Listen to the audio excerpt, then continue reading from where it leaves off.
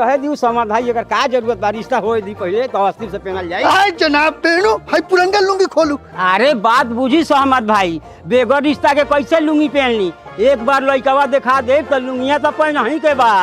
अरे रिश्ता हो को चाहे ना हो को तो किस्मत के बात बा, हमर जो फर्ज बा उ तो निभावे करम। हाय पुरंगा लुंगी खोल के नया लुंगी पहन।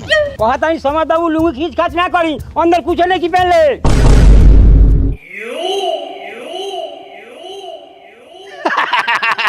तो कोनो बात नहीं के लाई ऊपर से फंसा दी लेकिन पहने के पड़ी। हट साला, रिश्ता का पहले जबरदस्ती लुंगी पहनला था मुंह में गजी पहन दे। काहे लेखा कहले बड़ा चाचा ई कोनो तोरा गर्दन में रस्सी लपटा तारन का? ये तो का जरूरत बा बिना मतलब के जबरदस्ती लुंगी पहनावला के? आबा कोनो हमर लंगटे आइल बारन।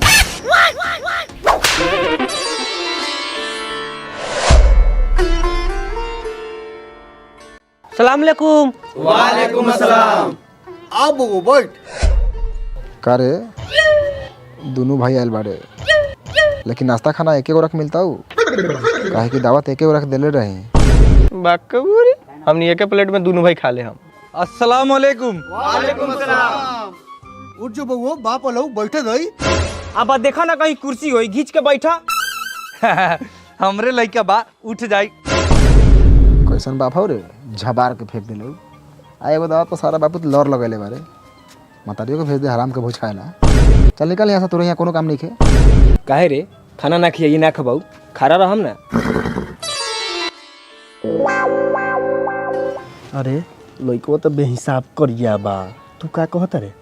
तो हम का कहीं, हमनी के कौन गोर बानी? ए काथी अपना में चुदुर बुदुर बतियाल बारा लो। लइका कब से माथा पर रुमाल धके बैठल बा, देख के पसंद करके बतावा का विचार बा। एमे पसंद करे के कौन बात बा? लइका तो हमनी के पसंद नहीं के। काहे की बढ़िया चीज के पसंद करल जाले, कौआ लेके करिया चीज के ना। आँख लौड़ा डिप डिप बांगा में चरवाही लौकत तो बार नहीं खे। हई मुआ पर 20,000 के स्पेशल मेकअप होले, वो करिया कि केहू सार के नजर ना लगे। सुना बउआ लोगन, बियाह करे के मन बा तो कर, आ नहीं के पसंद तो मत कर। लेकिन ई कोनो खेल मैदान के बंदा नहीं हमर बेटा कि ओइ में से कहले बड़ा ए समाधिया बहादुर मियां तोहनी के एगो सिरो प्याली, सिरुआ हमनियो का पी ले। ए तो तू सिरुआ पियलस, तोरा पूरा खानदान सिरुआ पियल, लेकिन हमनी के गोश्त खाइले गोश्त, वो मुर्गा ना खस्सी के। मुर्गा के बचौरी तो बार ना ठेकत हई, आ खसिया के गोश्त घिचत हई, तोरी बहिन करा के बहिन चटना। ए चुप तू, ए तोनी का बैठ आराम से। अरे असलम भैया हम कन्हैया के लइका पसंद नहीं के, ई हम तोरे कन्हैया के लइका के पूरा बाजारे खत्म बाटे। 5-10 मिनट टाइम मांगा, हमनी के अपने में कुछ बतिया लेवल जाओ। अच्छा 5-10 मिनट टाइम दो लोगन, हमनी का कुछ अपना में बतुआ के फिर बतावा तनी। ना ना बिल्कुल का हमरा कोनो इतराज थोड़ी बा, जास लोग बतियास।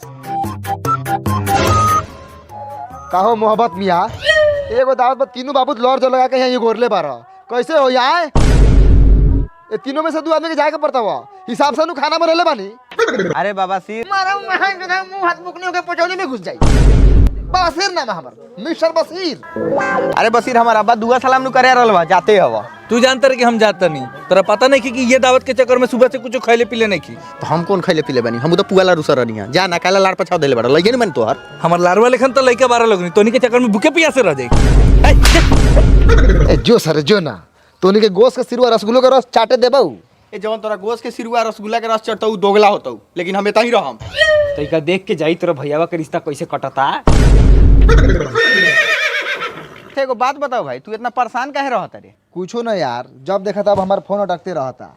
एगो नया मोबाइल लेवे के सोचता नहीं, लेकिन क्या करी यार, आजकल खर्चे इतना ज़्यादा होता कि पैसा बचते नहीं खे। सोचता नहीं एगो इनकम के दूसरा सोर्स बना ली। तो हमारा पास बानू तरीका। कैसन तरीका? हम ग्लोबल लेबर ब्रोकर ओक्टा के साथ ट्रेडिंग करके शॉर्ट टर्म में इन्वेस्ट करी ले। ये तो बढ़िया बा यार, लेकिन तू ट्रेडिंग काहे चूज कैले? पहला ट्रेडिंग चांस देवेला अर्न करे के, वो भी पूरा टाइम बिना काम कैले, और पैसिव इनकम भी क्रिएट करेला। दूसरा एमे तू अपन पोर्टफोलियो डाइवर्सिफाई कर सकता रे, अलग अलग चीज में इन्वेस्ट करके। अगर एगो इन्वेस्टमेंट ठीक परफॉर्म ना करी तो दूसरा ओकरा के बैलेंस आउट कर ली। लास्ट तू कहीं से भी अर्न कर सकता रे अपन स्मार्टफोन यूज करके। अरे यार हमरो स्टार्ट करे के बा, कैसे स्टार्ट करी? ओक्टा के साथ तू स्टार्ट कर सकता रे बस 2000 रुपया से, और अपन प्रॉफिट डायरेक्ट विड्रॉ कर सकता रे बैंक कार्ड, बैंक अकाउंट, और भी बहुत सारा ऑप्शन बा। ओक्टा यूज करे के एक और रीजन बा, फ्री एजुकेशनल कंटेंट और एगो डेमो अकाउंट देवेला, ट्रेडिंग सीखेला। तू हमार यूनिक प्रोमो कोड यूज कर सकता रे, अपन डिपॉजिट डबल करेला। तो अभी डाउनलोड कर octa trading app, link description में बा। ये तो बढ़िया बा, हम अपनो ट्रेडिंग जर्नी ओक्टे के साथ स्टार्ट करम। ना ना ना ना लड़का हमरा बिल्कुल पसंद नहीं के। उतना कोरिया लड़का से बियाह हुई तो गांव समाज के लोग का कही? चुप रहा सराउ, तोरा तो चेहरा पर मोती झलकता। अब ऐसे कहबू सामने से लड़का करिया बात मार के मुंगा दिहन सन। कैसे मार के मुंगा दिहन? अब 2 गो मिठाई के डब्बा बा, एगो मिठाई के डब्बा दे दो जाओ, 1000 के जगह पर 51 रुपया दे के चेक दिया, कहल घर जाके बताएं, बस बात खत्म। चलो रउआ लोग ऐसा मत सोची कि लड़का पसंद नहीं खे। लड़का तो ऐसा बा कि झारखंड के झरल कोयला में के हीरा। अब अच्छे कब बउओ मिठाई ले आवा। 5, 10, 15, 20, 25, 30, 35, 37, 38, 39, 40, 41, 42, 43, 43.5 एगो रुपया बा के पड़ी। हाँ बा।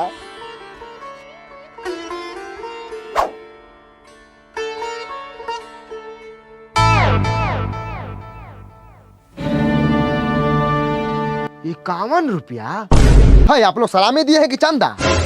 बोलिए आप गंदा। 51 रुपया हो चाहे 5100, सलामी सलामी होता है। देखा लोगन, हमरा छेके के रखा छेक देनी, घरे जाके फाइनल बताए। घर जाके बार बताइबे, जे बोले के मुंह पर बोल, गार में दम होता। सीधा सीधा बोल, हमर मुंह बानर लेखा लागता, तोनी के पसंद नहीं किया।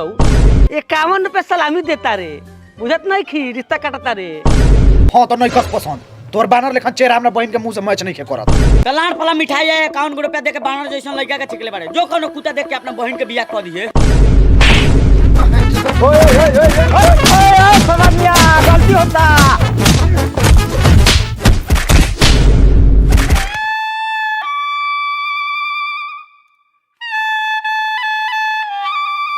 चल साला सा इज्जत बनाइए ले ले सब।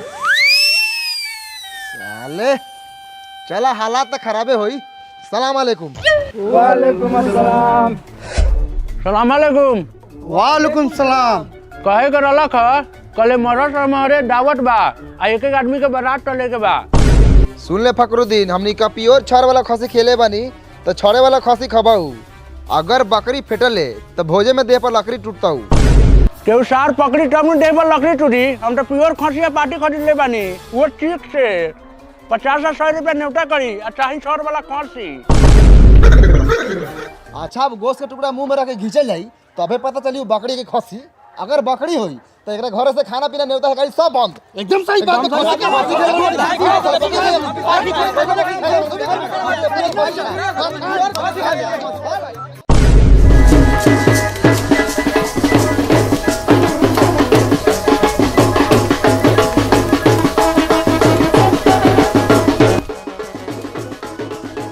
पतना में गोल जाता हूँ कि 2 और पपीता काटे के पड़ी।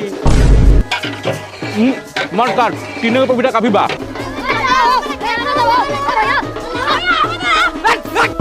साला पते के बटाई में ही हाल बा। आ गमला वाला गोश्त लेके आन तब का लेके भाग जाइबे करे। इस्माइल नाम लिखे तक बार नहीं क्या होता, बैठा दे बस चुमावन लिखेला। ए पंसाई बा, हमर हिसाब करे वाला कि ना, पैसा कैसे कटबे? अरे साला तोरा के बैठा के गनी देखे लगी तो तू न्योता लिखे लगले। चल जो जो जाके पानी चलाओ। मोहम्मद इसराफिल 50,000। 500 लिखल है सर, ठीक से पढ़ा। ए भैया 2 जीरो काट के न्योता लिख। नाम बतावा। इस्माइल। गांव के नाम बतावा। बेकारपुर। बेकारपुर इस साला कौन गांव के नाम है रे? जमा कितना कराए के बा? 300। देन 200। 100 रुपया फाजिल। चल भाई नाम बताओ। चुस्ता मियाँ। गांव के नाम बताओ। बकरी के गोरी। बकरी के गोरी। गांव के नाम बताओ। लिखो तो चुपचाप लिख, तो मार तबला के साले मुंह फाड़ दे। बकरी के गोरी ना बात कथी कहे, बोका के गार। जमा कितना करेगा बा? 500। देन 499। 1 रुपया फाजिल। काहे ला 1 रुपया फाजिल करत रहे? वापस ले ले, एगो हजमोला किल्ली है। कस के गोश्त भात खाबे तब पच जताऊ। साला छेछरा ल मरा। ए तो तू जानत रहे छेछरा में छेबन साला से एगो खसी देखा के में 2 गो बकरी फेट देवले त लाने जे के शादी में फाजिल नहीं उता करे साला। अब ओए पुरान का खाता दिखाओ।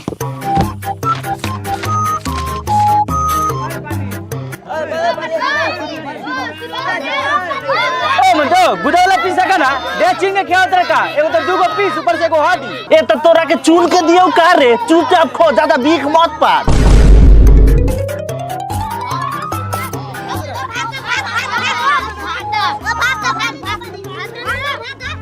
कहाँ कोनो पन्ना में तोर न्योता लिखल हवा हो ए लाभ है ने तोरा कहला से ना लिखल है समझ मिया समझ मिया समझ मिया समझ मिया समझ मिया समझ मिया समझ मिया समझ मिया समझ मिया समझ मिया समझ मिया समझ मिया समझ मिया बात का सुनी लार ई तो सोचे बुझा बकरी के गोश्त बा और खाते समय हाथ से छूट जाई त मुंह तो फूट जाई हमर बकरी का मिलेले बारे रे हम तो खसी के गोश्त खिलेले रानी खियले रहले हम कहां कहत ना खियले रहल हाला गुला कइले से कोनो फायदा बा हम खियाम तोरा के खसी के गोश्त एगो खसी पर 3 गो बकरी फेटले बारे खियाबे कहां से बाप के घर में से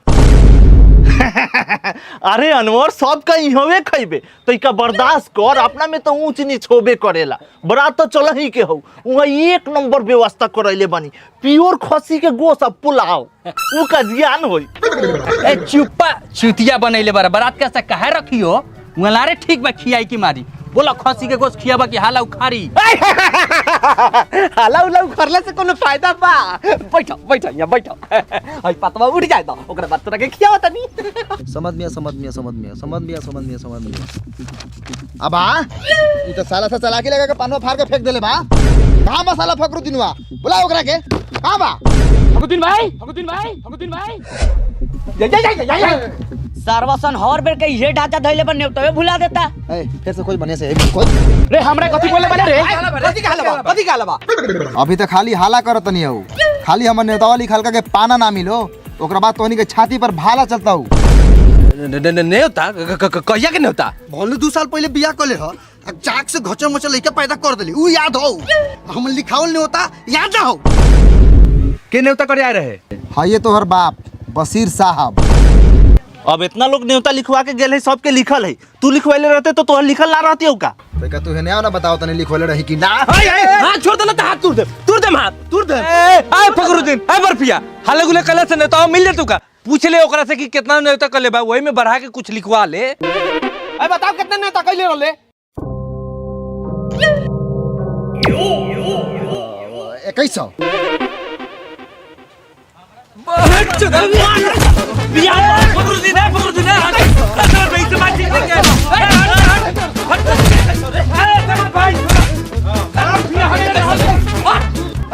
नेवता लिखता हमार लार हमर ठेला ठेली के ले बारा नाम बताओ मोहब्बत मियां तोहर नाम होगा ना हमरा अब्बा के बा तो अब तो तोरा अब्बा जवानी में तोरा अम्मी के पटा के बियाह कइले होतो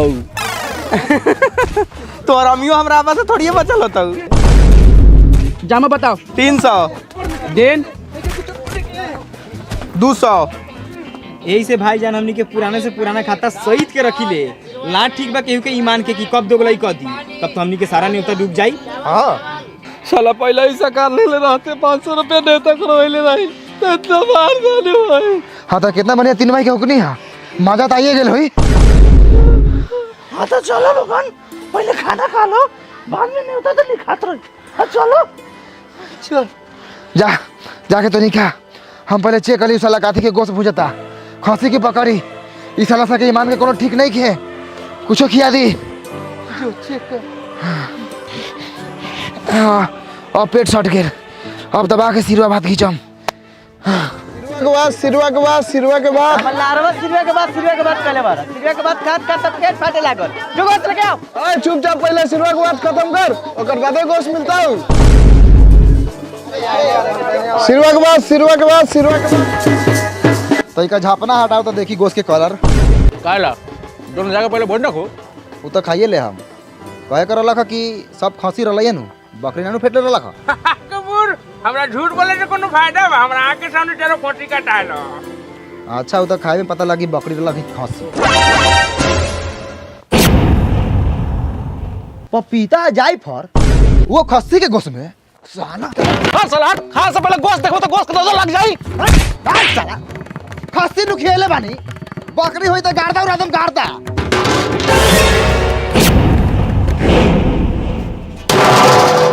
बकरी काहे फेटले बारे रे साला? ए तोरा कहला से बकरी हो जाई। अरे साला ये पपीता जायफल काहे रखले बारे रे? सरवा को पहले कहले रही बकरी ना होके के चाहिए तभी जबरदस्ती बकरी किया होता। सारे गोश्त के काट रहा उलिट आ गीत सरवा जाके मारल जाओ। कथि कहला बा? तू खस्सी में बकरी फेट के खेबे पहुंच जा। ए बतला मर्डर हो जाई। ए बतला दो चार को लाश गिरी तमने का गिनेला तैयार बानी। अपना हाथ से खस्सी काट टोया के अपने सामने कटवाइले बानी। ए त लाड़वा काहे छोड़ देले? वो टोया लेते साले के बेटा लोगन बकरी के थान टोया के कहत रहा कि खस्सी के याद टोया ले रही। ए के कहत बकरी के गोश्त बा? का सबूत बा? अरे सरवा पपीता जायफल अपन बाप के गाड़ गलावेला लेके आल बड़े।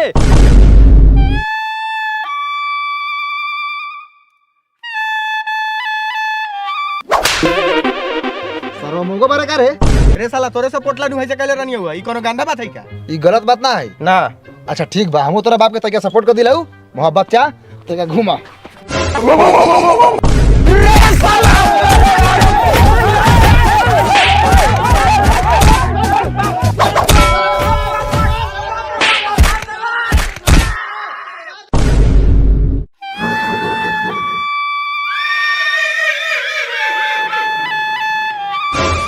ये त खाना लोगन एगो तो कितना भाग से बचलो ह। ए त गोश्त के बूटी चलाओ, खाली सिरो चला के छोड़वा देले। मार में कम एनर्जी डाउन भेल बा। ए खोला मुड़ी खा के भातवा खत्म कर ना, गोश्त है तो चलते बा। काहे लेंगराता रे? सबके यहाँ माथा फाटल बा, कोनो के थुथुन फाटल बा, आ तोरा देह में तैका खरोचो नहीं खे। त फाटल काथी बा? गार साला एकरा से झगड़ा तो उड़िया कर लखा, लेकिन एकर गान फरला कौन? हम ये तो छनावटा के बेटे ढोके सार के गारे में हुड़ देनी।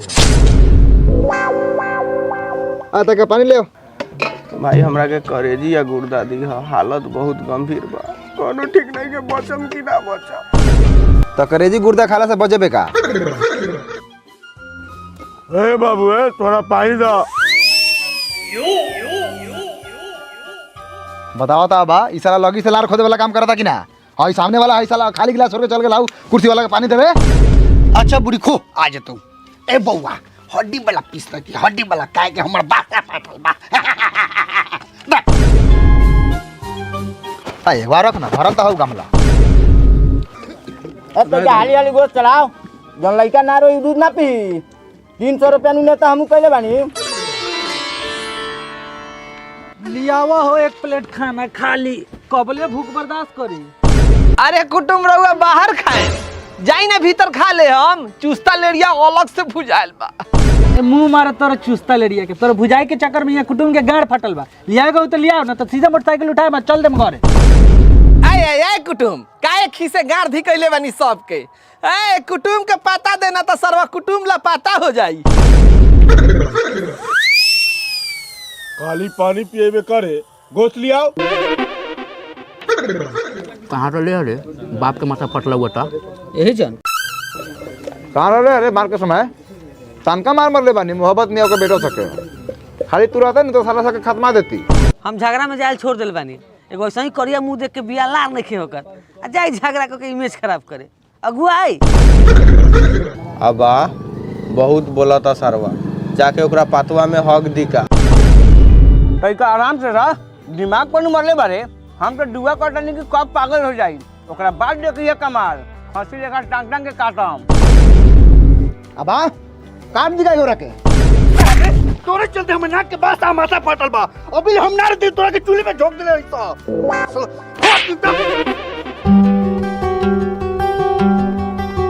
अते का सिरवा ले रे। बस बस हो गया और कितना। ऐसे कैसे हो गला रे बाप रे भाई फकरुआ। तू मुठी और भात रख। रहे दा ढेला गेल खा लेम त दी ह। एक खाऊं अभी तो 8 पीस देले रहनी है, 5 पीस और खाऊं। आए एक पीस रखता। हमरो में करे एक पीस गोश्त मांगनी तो गांड घुमा के चल देले। धर एक आध पीस। तोरा 2 पीस मिल रहलो है कि ना? हाँ देले लेता। तो वहू से बेसी के सपना देखा तरे का। अरे खियाओ तेरे तो बराबर खियाओ। हमने के 2 पीस और सामने 12-13 पीस। ई तोहनी के दोगला नहीं होत। है कथि तकलाई होता रे? 2 पीस खा ले लेता हाथ अचाओ घरे जो। 2 पीस गोश्त के नियम बा तो ओसे बेसी थोड़े चली। ऐसा नियम काहे तू तारे रे? 2 पीस चलावा तो 2 पीस चलाओ। कौनो सरवा के 12-13 पीस काहे चढ़ी बेरे? ए बाबू त ई कुटुम बारन तोनी जैसन कुकुर नहीं खान इहो बांध चतवा के कहनिया भीतर जाके खाइला त गार धके पाटे में बैठ के लख तो बताओ ना का करी। तो कथी करबे? चुपचाप भले आदमी लेखन 12-12 गो पीस सब में चलाओ। कथी के 12-12 गो पीस चलावेला कहता रे? कोनो सरवामनी के 2 पैसे ज्यादा खियाले बा कि तोरा के खियाई? गमला में कहीं टूटल को गोसो तोरा मिलता हूं। चुपचाप खोआ तीनों बाप घरे जो। सुनु लेला सरवा से के बात, अब जल्दी जल्दी खा के खत्म करा आ चल गांव में बांस के कहीं सरवा से नेता वापस लेवल जाओ। ए बाबू है गोद चलाओ ना करे 7-8 पीस के छोड़ दे ले 5-6 पीस और ले आओ। 5-6 पीस का होखेला हुजूर, उनका लगे पूरा गोश्त के गमला में रख दो कि निकाल निकाल के खात रहियन। काहे रे और कुर्सिया वाला मोटका मर्दा तोहर बाप हौ कि मौसी के पुरानका यार हौ? रे छंगा रे तू चिन्ह तरे हम के हई? क्या हुआ? शंकर चरैया के चर्चित मुखिया एजाज अहमद, नाम तो सुनला ही होबे। बिल्कुल ना। भरल समाज में मारम 50 जूता आ गिनम 1 जूता। काहे पढ़ल लिखल नहीं खा का? 50 जूता मरी है ना गिनियन 1 जूता अनपढ़ गमार कहीं के। आए तोनी का कान खोल के सुन ले, चल हमनी का 12 गो पीस में 10 गो पीस माफ करनी हो। अब भला आदमी के बचा लेकिन 2-2 गो पीस चलाइबे कि थुराइबे? ए बाबू ए हई हमरा लुंगिया में के दुनु झुलाल का अरवा खाइबे।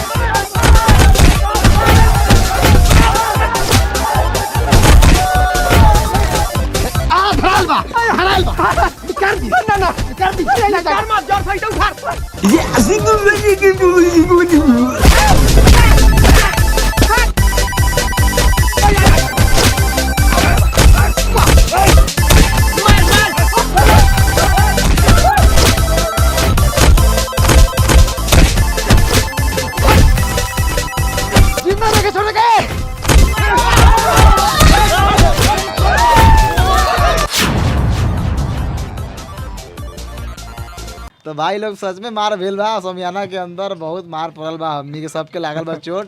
तो कैसा लागल वीडियो? अगर वीडियो अच्छा लागल हो तो वीडियो के लाइक करी, आई वीडियो के लिंक के अपना ग्रुप में शेयर करी और चैनलवा के तरीका सब्सक्राइब कर लिया। और रउआ लोगन एक्स्ट्रा अर्न के अपॉर्चुनिटी के मिस मत करी। डाउनलोड करी octa trading app, link description में बा। आ यूज करी हमनी के यूनिक प्रोमो कोड अपन डिपॉजिट डबल करे खातिर। तब आंटी एक बाद कौन वीडियो आवे वाला बा? बैंड बराती पार्ट 7। अच्छा तो मेहमान जी बोलम कुछ बोलू? तो रउआ लोग इंतजार करी, ईद के शुभ अवसर पर आवता बैंड बराती पार्ट 7। हाँ तो ईद के दिन रिलीज हुई बैंड बराती 7। बस प्यार मोहब्बत अपन आशीर्वाद बनाए रखिए। इसके बाद बवाल वीडियो आने वाला है जो आप लोग सदियों से इंतजार कर रहे हैं। सदियों से नहीं महीनों से, सालों से इंतजार, 1 साल हो गया है। तो इसके बाद हम लोग मेहनत करने वाले हैं बैंड बराती 7 में। तब तो इस वीडियो को खूब सारा प्यार दीजिए और खूब सारा शेयर कीजिए। तब तक लव यू।